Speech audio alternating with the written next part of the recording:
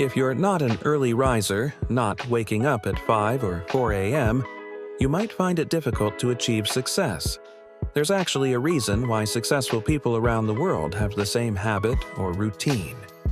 Many of them wake up even before 4 a.m. From this perspective, it seems that the earlier you wake up, the better your chances of success.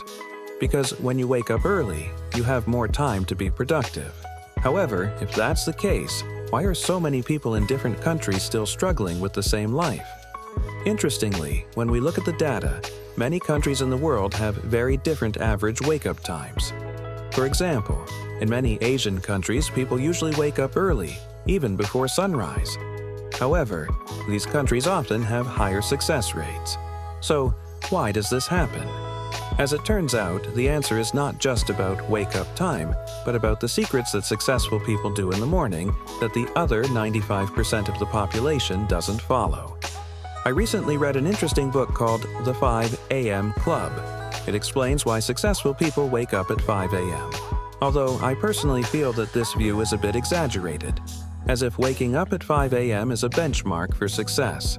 However, if we look at the greats of the world, such as Apple's CEO Tim Cook, who wakes up at 3:45 a.m., or Disney's CEO who wakes up at 4 a.m., and Nike's CEO who wakes up at 5:45 a.m., we begin to see a pattern to their habits. The habits outlined in the 5 a.m. Club seem to be practiced by a minority of 5% of people around the world. Although the time spent in a day is the same, they are far more productive than people who wake up, get ready, and get straight to work. There are many YouTubers or other content creators who discuss this book. However, they often overlook the most important point, in my view, which is actually the core of why people read this book. It's not just about why people wake up at 5 a.m. and what they do afterward, but rather the science behind how our brains work. As the book explains, the majority of people in the world are trapped by their own brains. It's as if we are designed to avoid success. In this video, I will discuss the book The 5 a.m. Club with my own interpretation. Let's start with Chapter 1, which is titled Ancient Brain. We need to realize that when we feel lazy or hesitant to try new things, or risk-averse, it's actually not entirely our fault. Our brains have a very natural drive. If we think about it carefully, we live in this modern era which is actually very short, lasting only a few thousand years. However, the evolution of humans or our brains lasted much longer than that. Our ancestors were designed to survive.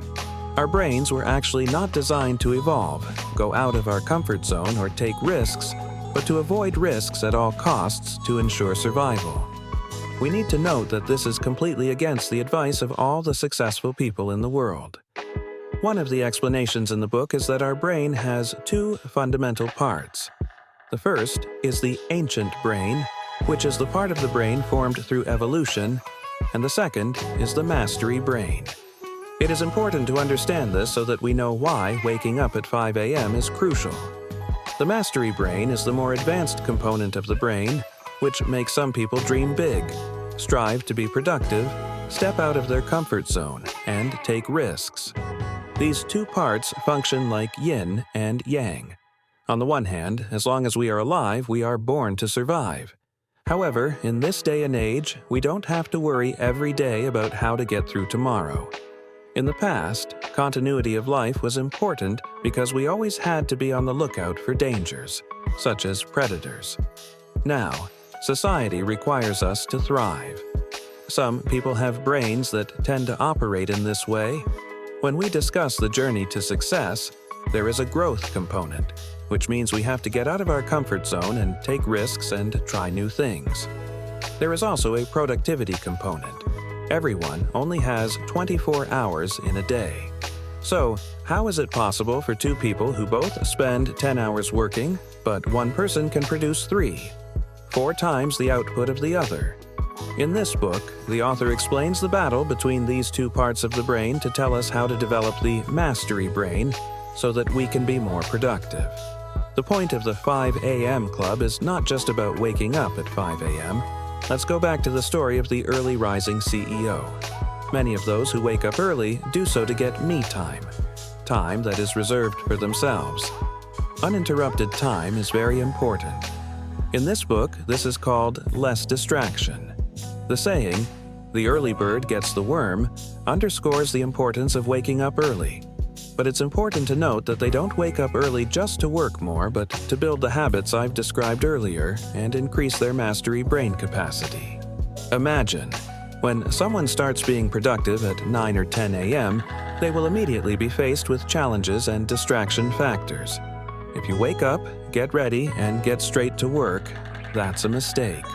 Because when you wake up, you are already faced with challenges, and the part of the brain that responds at that time is the ancient brain. In contrast, people who wake up before the majority of others start work can enjoy a quieter time with fewer distractions. They get what is called a sense of head start, which allows them to start before everyone else. The concept of how our brain works, how this mastery brain works, is like starting a car engine. When we sleep, the engine is cold. If we start it up right away and hit the gas, it's not going to be as effective as if we warmed it up first. So, it's not really the 5 a.m. itself. The important thing is to wake up earlier than the majority of people by the time they start work. If you wake up earlier but go straight to work, it doesn't make any difference either. The secret is in Chapter 3, which discusses the 20-20-20 formula. To make our mastery brain develop to be much more productive than the general population, as suggested in this book, we need to pay attention to the benefits of 1 hour a day.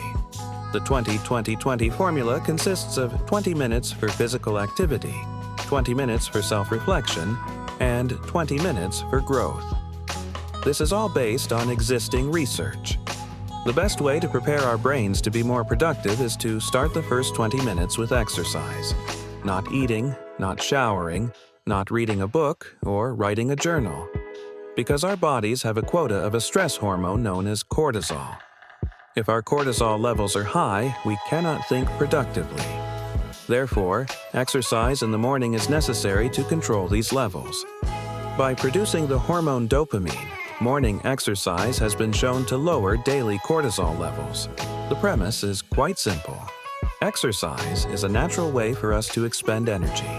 When we sweat, we feel calmer and more focused to continue for the next 20 minutes. Next, self-reflection, for example through meditation or journal writing, helps us evaluate what's holding us back and get to know ourselves better. In the last 20 minutes, we should nourish our brain by not jumping straight into activities that require high concentration. This is our moment to learn. Read the news, a book, listen to a podcast, or watch a video. The point is that once our bodies and brains are prepared, we can only incorporate things that are easy to understand. After completing the 20-20-20 formula, we can continue our daily activities with renewed energy.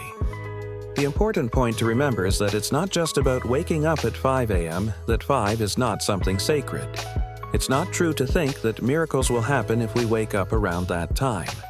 However, science shows that most people who are successful or who want to thrive have a separate time to warm up and activate their mastery brain. In Chapter 4, we discussed habit protocols. We can't just read something and then immediately apply it to change our lives. The process goes like this. Set aside 66 days. This is a proven number of days. If you do it consistently, you have a great chance of continuing to do it over many years.